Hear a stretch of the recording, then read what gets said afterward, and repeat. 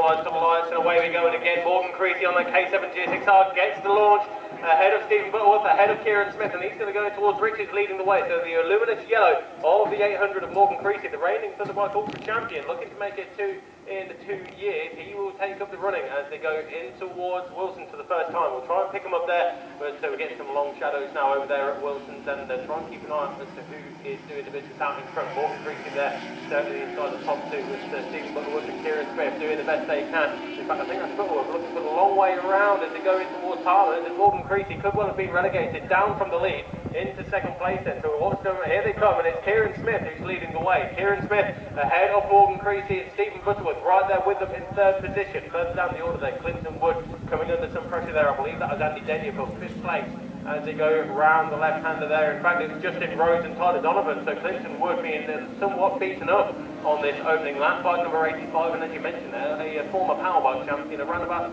20 years ago. Yeah, something like that, early 2000s, maybe a couple of years on top of that as well, but it doesn't really matter. I tell you what, if I'm going to go by what I see on the track in front of me right now, I would say that Kieran Smith is running away with this race, and that's the last we'll see of him.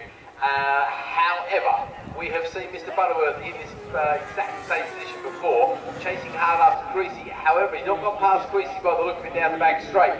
And we do know how determined Mr. Butterworth is. He'd love to pull one over on Creasy, just to extend those points just by a little bit, because Stephen has been doing this for a few years now, and he knows, as does everybody, what can happen in a race. Absolutely anything being the answer to that. And obviously, Kieran Smith would love to pull one over on Stephen Butterworth, of course, because it's 2-1 in favour of Butterworth as far as weeks and weekend go. So we're going to have to wait and see what sorts out. As Butterworth has now managed to get past on Creasy. We kind of expected that, because that didn't happen on the weekend. Of course, there's a little bit of a chance to pace yourself. Over the line we go then. The gap between them is 1.601. Creasy a further 4 seconds back. That's crazy stuff. No, there we go.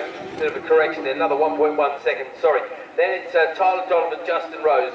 That's Clinton Wood, Andy Denyer, Jamie Thomas, Mark Biswell, Simon Gates, Jordan Keyworth, and then it's David May, leader of the Extreme Machines. It's Hayden Kilworth in 13th place, ahead of Raven Stagg. Then it is Corey Smith, Sean Wallace, Eagling, Brennan, Skins, Woods, rounding out your top 20. So remember that number, 1.6 seconds. On the opening lap, second and a half was the advantage that Smith had over Butterworth in terms of outright lap speed. That obviously reflected in the gap there as well. So off we go. Where are our leaders, my friend? Yeah, heading round Hamilton in towards August now. And Stephen Butterworth is, what was the gate? He said 1.6 there. 1.6 it was, yeah. August they go on towards Williams. And of course, Stephen Butterworth, the Yamaha R1, slightly newer than the K1 GSXR Suzuki of Kieran Smith. May well have the legs there, who'll be gaining the 10th here and there as he goes down on Bentley Straight underneath the bridge. And we'll get the first sector times come through when they do go into sector number 2. So we'll keep a very close eye on that one. Butterworth was quicker in the second sector last time around, and in fact Kieran Smith has opened up the advantage by 2/10 of a second. Well, we know that Sean and the kids, Bronner, Fia and Kiba are all listening at home now, waiting for another good result from Dad, and hoping Dad's going to come home safely. He's certainly a very smooth, safe rider from what I can see up here, and hopefully he can maintain that sort of form. It's a couple of weeks' time, while the rest of us are sunning ourselves in brand Hampton, down the cycle track with time put on. We'll make it all right now. Charging down these straight for 1.6, there we go. 1.6.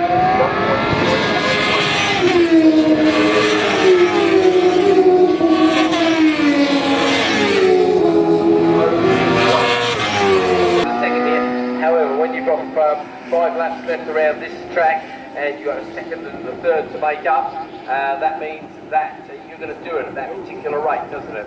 Well, yeah, it's been said so many times, it's almost a cliche now. It's one thing to catch up, it's another thing to overtake there. But Kieran Smith may well have his work cut out in the latter half of this 7-lap race.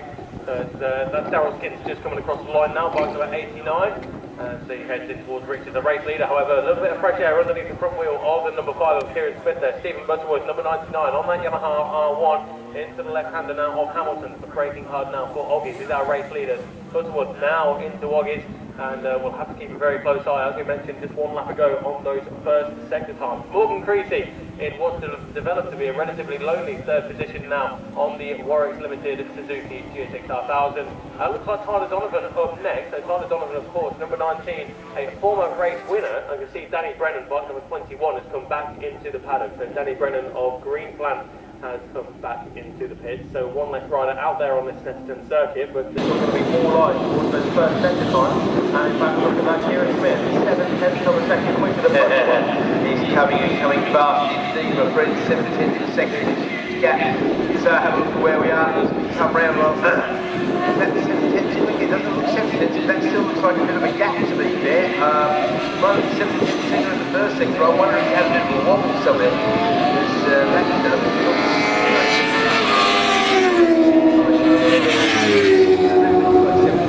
Wow, so Butterworth has got his work cut out. He's going to stop Smith from making it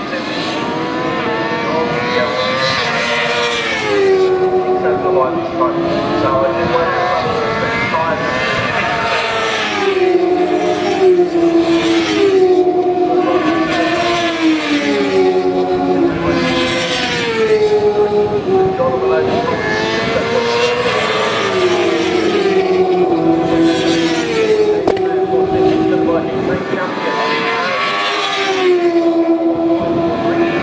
second or so covering those four guys. Another good battle a little bit further up there as Donovan and Thomas argue over the minor places. They were side by side across the line with Justin Rose, second or so back, another second back for Clinton Wood as well. No doubt son Dan is cheering his dad on. Then you're engaged, separated by just a few tenths of a second. So there's quite a few battles going on around the circuit really there. Morgan coming out towards Hamilton's. He's starting to look a little bit lonely there, poor old Morgan. He's got 6 seconds gap between himself and his right. Where's Tyler Donovan? Is he with Creasy there? He's right there behind Jamie Thomas, I think that is there. So yeah, I wonder if something happened there to Tyler Donovan because he came across the line just a fraction. So no, he was 6 tenths behind Creasy. That's right.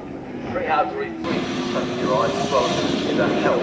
I don't know my eyesight's not the best either. I would have appreciated that being on the big screen here behind me and make our lives a lot easier. Gary James, I think I'm in agreement as well because his eyes aren't the freshest around here either. Yeah, it's been a common problem for all involved. So I've just sent to Facebook. I've got the ones that actually on the other side of paying the way to the league down.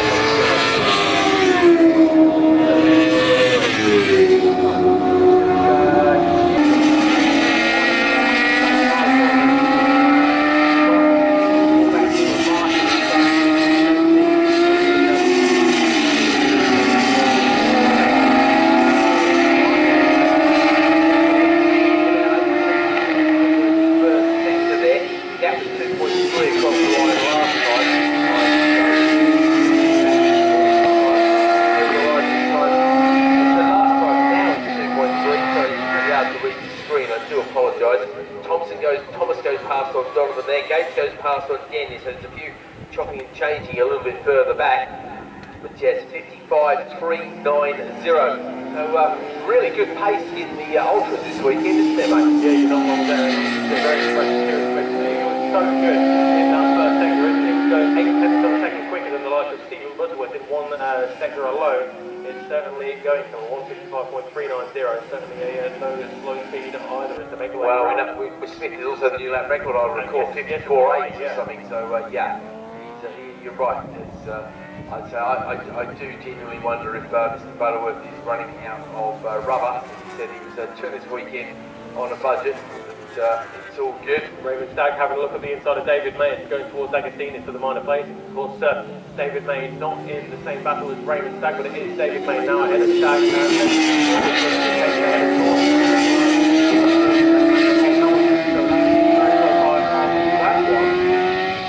Making the way around towards the right-hander of Woggies. Very good indeed. It's Kieran Smith and Stephen Butterworth make the way round Coruscant in towards Murray's now, and we will be starting the penultimate lap.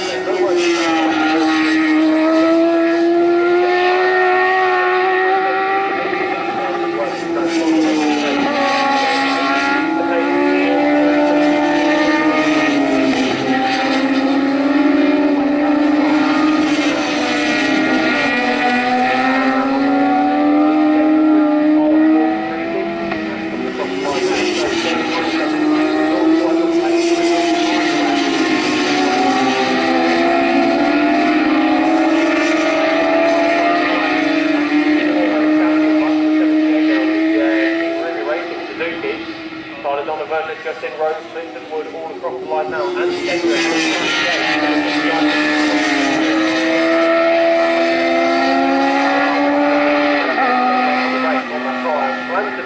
As Mark Bidwell comes across the line.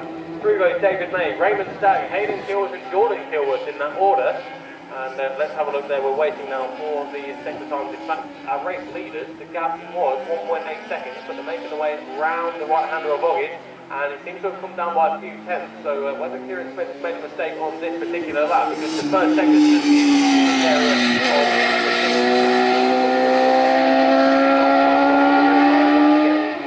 it doesn't strike me, I don't know Steve Butterworth that well from what little we've seen of him.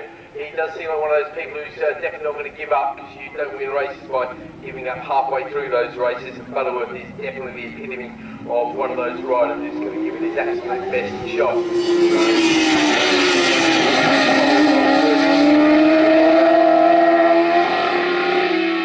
As over the line goes the rookie, that's Darryl Skins.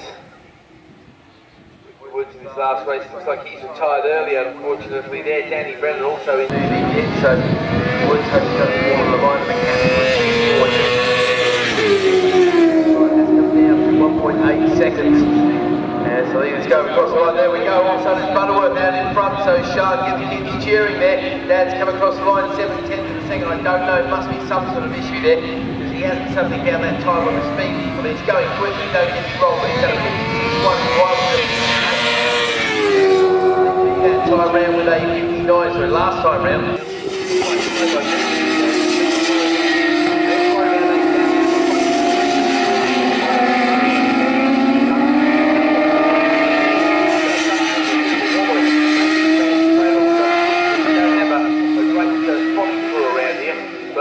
Butterworth, I tell you what, he's usually got a smile on his face when we've been talking to him, hasn't he, Bradley? I bet he's got a pure full Cheshire cat thing going on right now.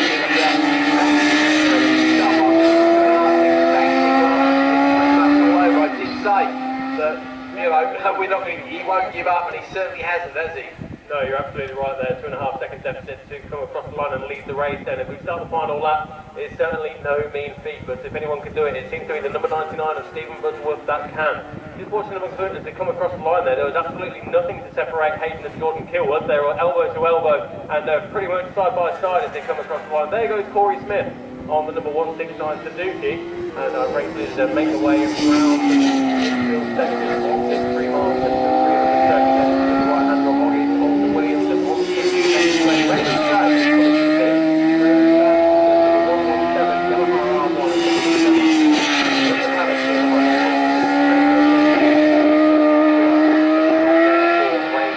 his mate's gone missing. Race leaders then in towards Murray's for the final time. That's the checkered flag. Well, you said race leaders. I think you're going to go back to that singular, mate, because Steve Butterworth is actually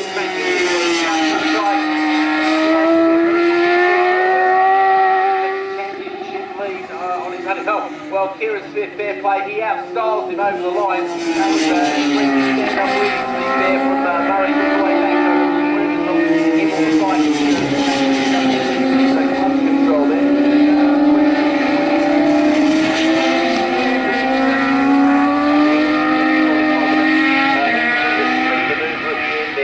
Morgan Creasy does indeed finish in third place, and very much the line.